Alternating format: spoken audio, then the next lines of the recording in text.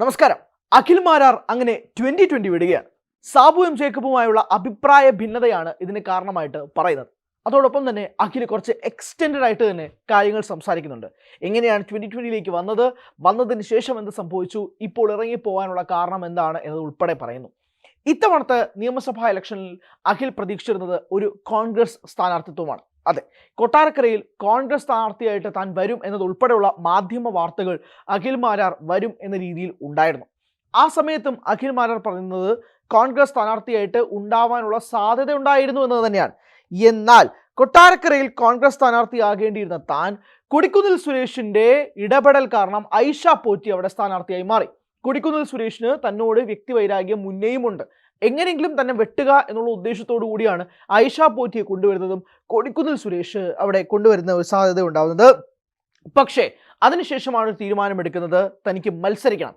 അങ്ങനെ മത്സരിക്കാൻ ഒരു തീരുമാനത്തിൽ നിന്ന് തനിക്ക് ജീവിതത്തിൽ തന്നെ ഏറ്റവും വലിയ പാളിച്ച സംഭവിക്കാൻ പോകുന്ന ഒരു തീരുമാനമായിരിക്കും താൻ എടുക്കാൻ പോകുന്നതെന്ന് തനിക്ക് അറിയില്ലായിരുന്നു എന്നതാണ് അഖിൽ മാരാർ 2020യിൽ പ്രവേശിക്കുന്നതിന് മുന്നേ ഉണ്ടായിരുന്ന ഒരു സാഹചര്യത്തെക്കുറിച്ച് പറയുന്നത്. അതായത് 2020 ആദ്യം അഖിൽ മാരാറിനോട് പറഞ്ഞിരുന്നത് കൊട്ടാരക്കരയിൽ ഒരു സീറ്റ് തരാമെന്നാണ്. അതായത് അഖിൽ മാരാറിന്റെ സ്ഥലമായ കൊട്ടാരക്കരയിൽ തന്നെ ഒരു സീറ്റ് 2020യുടെ ലേബലിൽ അഖിൽ മാരാറിന് തരാം എന്നാണ് അഖിൽ മാരാറിനോട് ആദ്യം 2020യുടെ സ്ഥാപകൻ കൂടിയായ സാബു എം ജേക്കബ് പറയുന്നത്.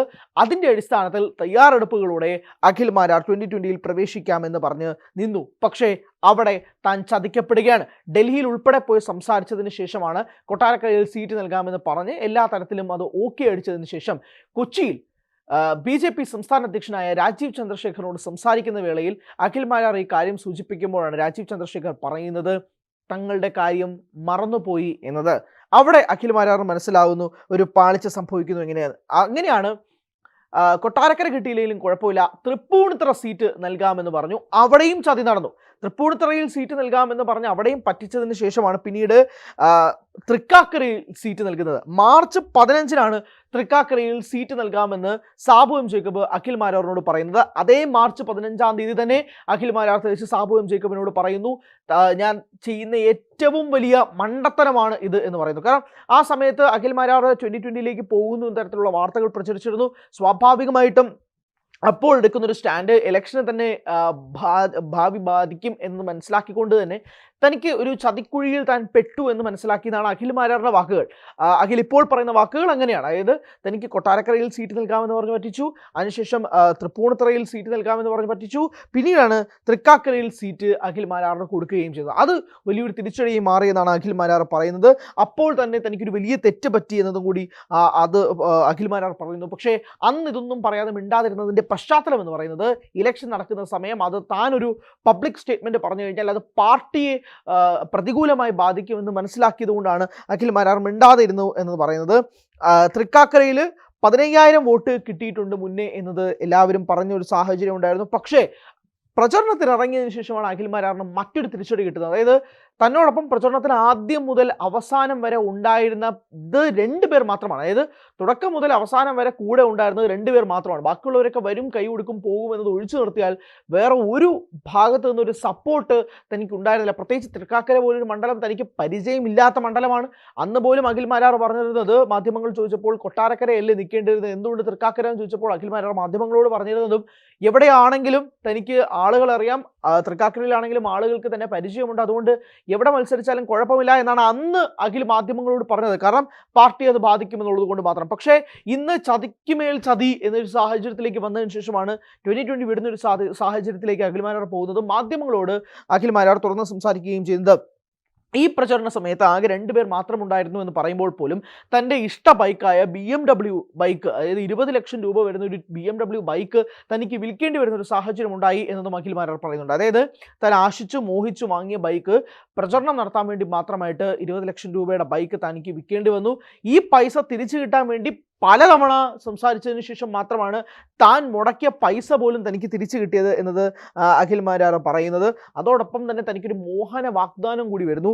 കൊല്ലം ജില്ലയിൽ തന്നെ ജില്ലാ പ്രസിഡന്റ് ആക്കി മാറ്റാം, അതായത് ജില്ലാ പ്രസിഡന്റ് സ്ഥാനം വരെ നൽകാമെന്ന് പറഞ്ഞ ഒരു വാഗ്ദാനം കൂടി വരുന്നു. ഒന്നാമത് കൊല്ലം ജില്ല 2020യുമായി ബന്ധമില്ലാത്ത സ്ഥലമാണ്. അങ്ങനെ ആളില്ലാ സ്ഥലത്ത്, ആളില്ലാ പ്രദേശത്ത് ജില്ലാ പ്രസിഡന്റ് ആക്കാമെന്ന് പറയുന്ന ഒരു വാഗ്ദാനം നൽകുകയും ചെയ്തു. അന്ന് ആ വാഗ്ദാനം നൽകി ഏകദേശം 2.5 മാസം പിന്നിടുന്നു. പക്ഷേ ഇതുവരെ അതുമായി ബന്ധപ്പെട്ട ഒരു അപ്ഡേറ്റും ഉണ്ടാകുന്നില്ല. അഖിൽ മാരാർ ഇതുമായി ബന്ധപ്പെട്ടുള്ള ചോദ്യങ്ങൾ ചോദിക്കുന്നു, ജില്ലാ പ്രസിഡന്റ് സ്ഥാനത്തെക്കുറിച്ച് ചോദിക്കുന്നു. പക്ഷേ ഒരു തരത്തിലുമുള്ള അപ്ഡേറ്റ് സാബു എം ജേക്കബിന്റെ ഭാഗത്തു നിന്നും 2020യുടെ ഭാഗത്തു നിന്നും കിട്ടുന്നില്ല. ആ പശ്ചാത്തലത്തിലാണ് അഖിൽ മാരാർ 2020 വിടുന്നത്. വലിയൊരു രാഷ്ട്രീയ മൂവാണത്, പറയാതിരിക്കാൻ കഴിയില്ല. ഇനി അഖിൽ മാരാർ എങ്ങോട്ടേക്കെന്ന് ഒരു ചോദ്യം വരുമല്ലോ. 2020 വിട്ട് കഴിഞ്ഞാൽ ഇനി അഖിൽ മാരാർ എങ്ങോട്ട് എന്നുള്ളതാണ് ചോദ്യം.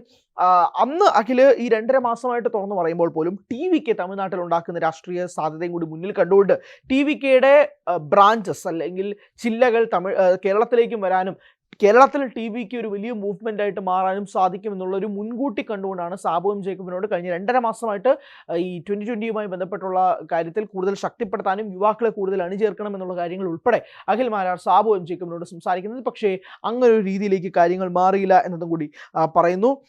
പറഞ്ഞ സീറ്റ് തന്നില്ല, മാത്രമല്ല സാബു എം ജേക്കബ് നോമിനേഷൻ സമയത്ത് മാത്രമാണ് വരുന്നത്. അതുവരെ, അതായത് അതിന് മുന്നെയോ അതിന് ശേഷമോ സാബു എം ജേക്കബ് വന്നിട്ടില്ല. നോമിനേഷൻ സമയത്ത് മാത്രമാണ് തനിക്കൊപ്പം സാബു എം ജേക്കബ് ഉണ്ടായിരുന്നത്. തനിക്ക് പരിചിതമല്ലാത്ത മണ്ഡലത്തിൽ തനിക്കൊപ്പം ആരൊക്കെ ഉണ്ടെന്ന് പോലും അറിയാത്ത സാഹചര്യത്തിൽ സാബു എം ജേക്കബിനെ പോലെ ഒരു വ്യക്തി പോലും അവിടെ ഉണ്ടായിരുന്നില്ല എന്നതും കൂടി ഇവിടെ അഖിൽ മാരാർ സൂചിപ്പിക്കുകയും ചെയ്യുന്നു. എന്നാൽ ഇവിടെ അഖിൽ മാരാർ മാത്രമാണോ ചതിക്കപ്പെടുന്നതെന്ന് ചോദിച്ചാൽ അല്ല. 2020 വിശ്വസിച്ചുകൊണ്ടുവന്ന മറ്റൊരു പ്രധാനപ്പെട്ട താരമാണ് അഞ്ജലി നായർ.